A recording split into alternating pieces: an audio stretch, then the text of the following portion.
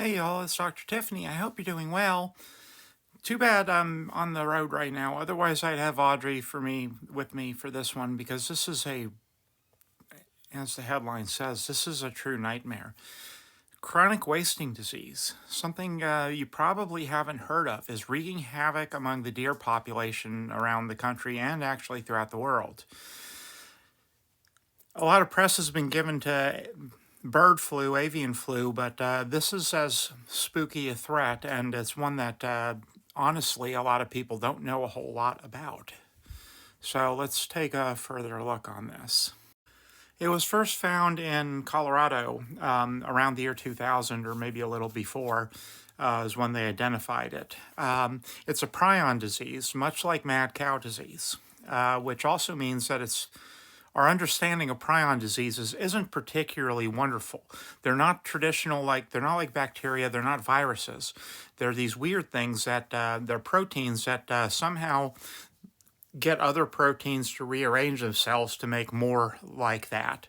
And in doing so, they damage things. So chronic wasting disease is what it causes the deer to act funny. They drool, they stumble around, their behavior changes. They may graze at odd hours or forage at odd hours, which, and if you look here, you can see that it's throughout most of the country. There's even now these places where the dots are widely spaced, you can bet that there's plenty in there. And in these affected areas, the prevalence can be as high as 90% in some populations. And 50% of wild bucks in some areas have this. So, I mean, that's a pretty widespread illness. And I don't know, having spent a good amount of time in central Texas recently, I noticed that the deer there are just wandering around in neighborhoods, which is really unusual. They don't seem to have the same fear of people that I remember deer always having, which to me is kind of ominous, and it's one of the symptoms of this. Now, this hasn't made the jump to humans. It has the potential to do so in labs. It's infected primates. It also can infect things like sheep and other livestock, and also rodents and raccoons and stuff like that.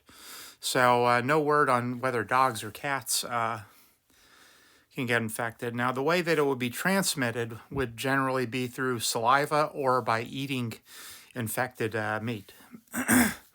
So the way to avoid prion diseases is actually to cull herds and not eat potentially infected meat. So which, I don't know about you, but it kind of makes venison kind of creepy for me.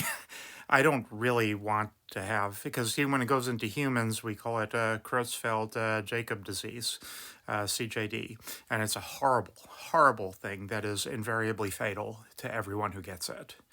So I don't want any part of that. But yeah, this is one of the emerging diseases, and it's a poorly understood one for most people.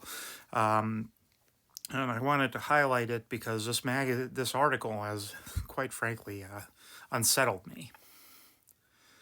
So, but that's our science dive into chronic wasting disease. I love you. Please stay safe.